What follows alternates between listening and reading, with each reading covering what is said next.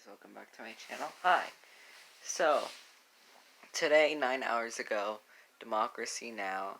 Had made an interview with Tara Reade. So I'm going to show you the full interview of what happened, and Amy Goodman, one of the few credible journalists. And go subscribe to Democracy Now! To get your daily news as well. And subscribe to TYT. So, about the sexual assault allegations that Joe Biden did to Tara Reade. So, let's look at the clip. This is Democracy Now!, democracynow.org, the War and Peace Report. I'm Amy Goodman with Juan Gonzalez. As we turn now to new developments in sexual assault allegations made against presidential candidate Joe Biden. Last week, The Intercept reported Time's Up Legal Defense Fund, set up to help survivors of rape and sexual assault, refused to fund a Me Too investigation into allegations against Biden. The charges were brought by Tara Reade, who worked as a staff assistant for then-Senator Biden in 1993, when she was in her mid-20s. Tara Reade told journalist Katie Halper in an interview published Tuesday that Biden repeatedly touched her without her consent and sexually assaulted her. A warning to listeners and viewers, her account is graphic. And then his hands were on me and underneath my clothes. And, and then he went down my skirt, but then up inside it. And he penetrated me with his fingers. Tara Reade approached the Time's Up Legal Defense Fund in January looking for assistance, but was reportedly told the fund couldn't help her because Biden's a candidate for federal office and pursuing a case could jeopardize the fund's nonprofit status. The Intercept reports the public relations firm representing Time's Up Legal Defense Fund is SKD Knickerbocker, whose managing director, Anita Dunn, is a top advisor to Biden's presidential campaign.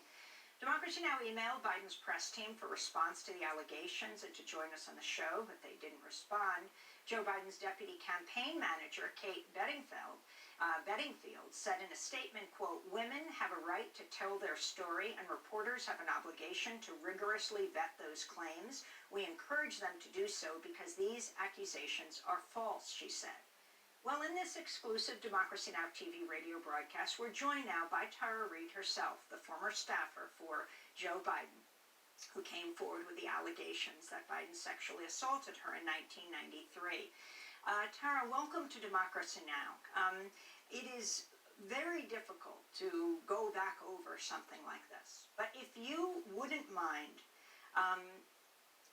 telling us about how you came to decide at this point that it was important for you to tell your story. You had come forward last year when others talked about Senator Joe Biden, the former vice president, the presidential candidate, being sexually inappropriate with them.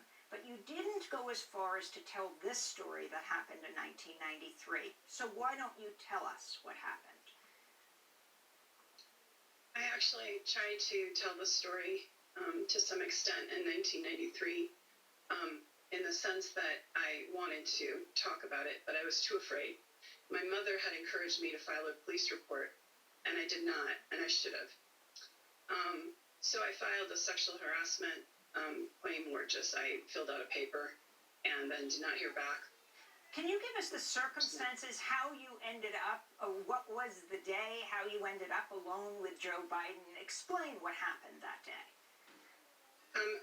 I was approached by my supervisor. She handed me a gym bag and said, "Hurry, Joe wants this, so get it to him. He's meet you down towards the Capitol." And I went down the stairs, and I don't remember exactly where I was, because there's connections between the Russell building and all of that and the corridors. But we were in a semi-private location. It wasn't a room. It wasn't the Russell office building. It was, his office. It was down in quarters. And I handed him the gym bag. And then it was one, as I described, fluid moment. He was talking to me, and he said some things that I don't recall. And I was up against the wall, and I remember the coldness of the wall. hands underneath my blouse and underneath my skirt, and his fingers penetrating me as he was trying to kiss me, and I was pulling away. And he pulled back and he said, "Come on, man, I heard you liked me." But he was angry. It was like a tight voice. And he tended to smile when he was angry. And he isn't like the Uncle Joe like everybody talks about now. He was younger. He was my dad's age at that time and very strong. And he looked insulted and angry. And I remember feeling like I had done something wrong when he said that statement. And then I was standing there when he said, he was still near me. He said, pointed his finger and said, "You're nothing to me. You're nothing." And he walked away. And I don't remember exactly where I went after. I think I went to the restroom to clean up, but I don't remember precisely. The next memory I have is sitting on the cold stairs in the Russell building backstairs where the big windows are. And I remember just my whole body shaking. And I remember knowing that I had made him angry and that my career was probably over.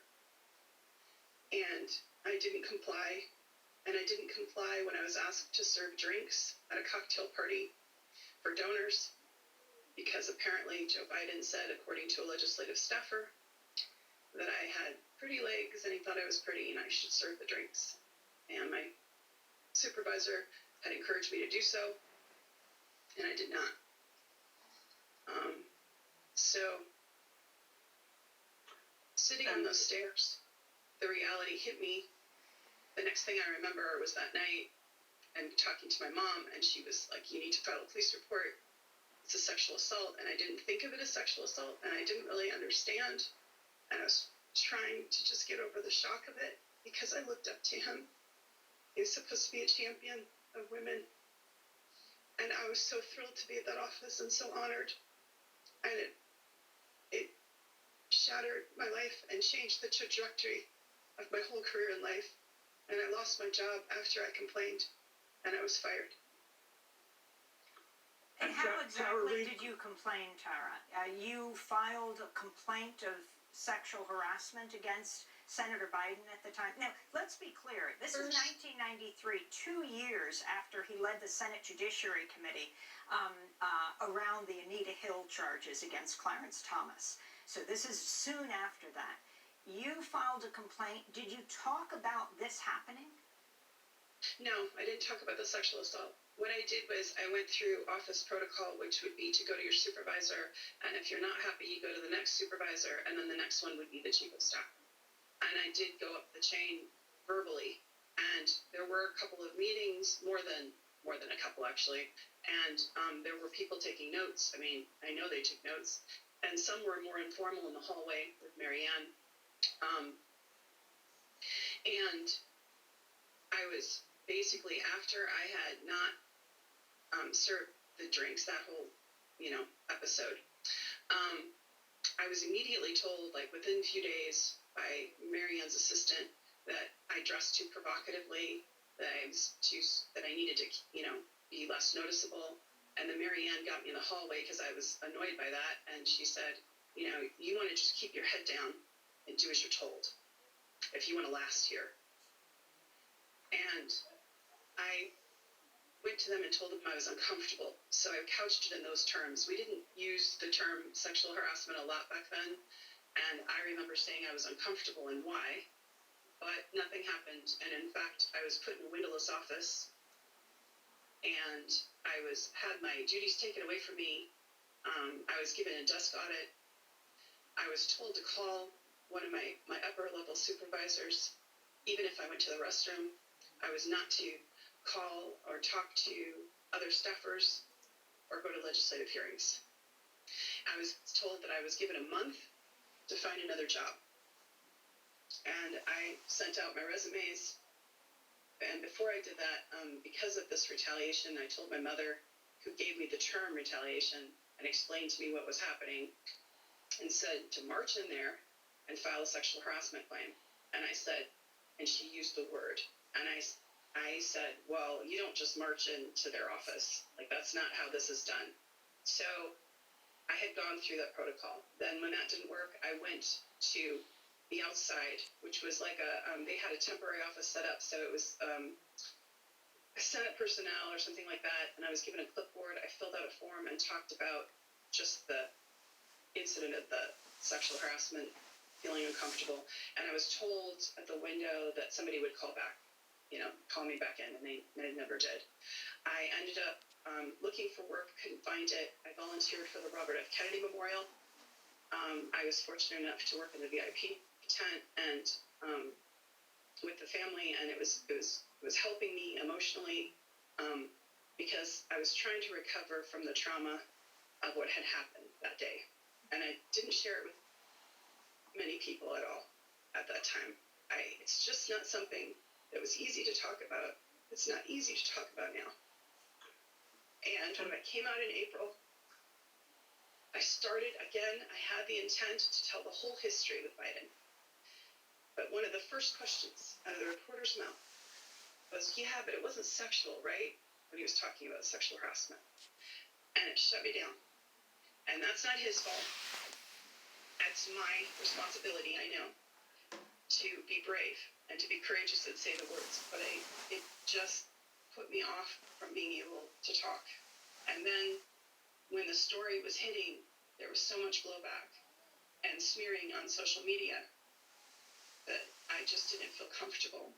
So I was trying to find a way to tell my story to a legitimate news agency. I didn't want it sold or sensationalized or anything nonsense like that.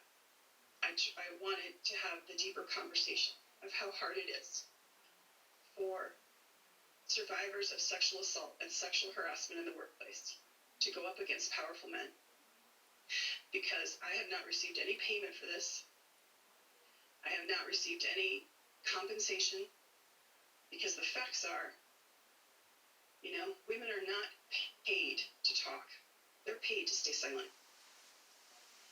And so I wanted a women's organization around me, and that's why I went to Time's Up. And Tara Reade, could you talk about your experience then with Time's Up when you went to them and you were hoping that they might be able to assist you in this? Yes, I went to Time's Up. They were very gracious. I filled out a form first of all you do it on the online, and then I was called about January 24th-ish, right around there, and emailed back, and then we had a phone interview. There's about 20 emails between us, and there were several meetings on the phone. And what they did was they prepared a paragraph describing my case, and they were going to give me attorney referrals. And if you're economically challenged or you need help with funds, they will help you with a public relations platform for 1 month. So access to a public relations firm to tell your story with their platform, and also to have an attorney, which is what I was seeking because of the social media smears. I wanted cease and desist for some of the things that were being said. I wanted protection of some sort and not to be alone. And describe then what happened. I mean, this report in The Intercept of you waiting to hear from Time's Up, and then what you learned afterwards about its links to the Biden campaign through the PR firm. It was absolutely stunning. And the 20 plus emails and the multiple conversations that we had, not one time, not once, did they say that they were connected to Anita Dunn, who worked for Harvey Weinstein and advised him and helped him keep silence some of the women that came forward. Not one time did they talk about the payments that were made to the Joe Biden campaign. Now, bear in mind, in their defense, they said that that's second removed. But part of their services was to provide a platform, a social, a public relations platform. I don't understand, as a survivor, and I'm not an investigative reporter, I'm not an investigator, I'm just speaking as a survivor. It violated my trust when I read Ryan Grimm's article. I found out with everyone else, and I'm still processing that.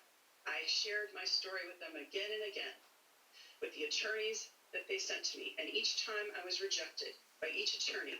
One attorney said, "We've met as a firm, and we have decided there is no legal strategy to safely tell your story because it's Joe Biden." And what I want to say is that's wrong. That's unconscionable. Anyone who has a claim or an assertion of something that's happened, of misconduct, should be able to speak freely without reprisal. And as you can see in the social media, I am being ripped apart. I've had my family and my friends contacted. I've had my bankruptcy posted. I have had the fact that I had a name change, which was sealed, and a sealed Social Security change for safety, because I'm a domestic violence survivor. And I've been dragged through it, but I don't care. I don't care about that. They can try to strip away everything about me, but they won't take my dignity, and they won't get my silence, because all that does is make me more determined to tell my story, and it doesn't change the fact of what happened in 1993.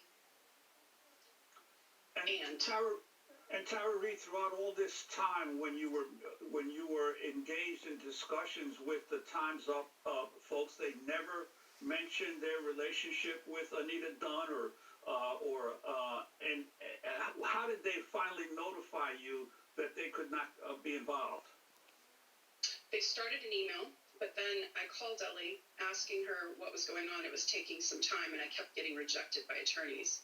And she said, "I was going to just email you, but I have to tell you that our 501c3 status would be at risk. We can keep referring attorneys to you, but we cannot provide you funding." So then I wanted to escalate it to the director, and so we had a meeting with the director and the program manager, and I pushed back a little, and I said, "I can't help who did this. Where do I go? How do I get help? How do I get a women's organization to help me?" And her response was, "Keep in communications with us. Our attorneys have advised us our 501c3 could be at risk because it's a presidential election, and we can't appear biased." So I accepted that response at that time. We have 5 seconds, Tara. Anyway, what I would say is there's been no access to justice for me, and in the fall, there's no democracy for me. Tara Reade, I want to thank you so much for being with us, former staff assistant to then Senator Joe Biden. She alleges that Joe Biden sexually assaulted her in 1993. That does it for our broadcast. Democracy Now! Produced by an amazing group of people. Mike Burke, Dina Guster, Nermin Sheikh, Carla Wells, Tommy Warren, Libby Rennie. I'm Amy Goodman with Juan Gonzalez. Yeah, it really sucks. It really does suck how people can tell their story, who basically aren't silent and tell their story, get pushed away, attacked, be called a liar, and when they're being asked what happened, they always ask, "What were you wearing?" And they always would do victim blaming. They would always, oh wait, not victim blaming, victim shaming, slut shaming anybody who comes out about them being sexually assaulted. And it sucks. It really does suck. And you literally have Joe Biden's deputy campaign manager paying Times Up not to not give her financial assistance to get an attorney to file a lawsuit. It really sucks.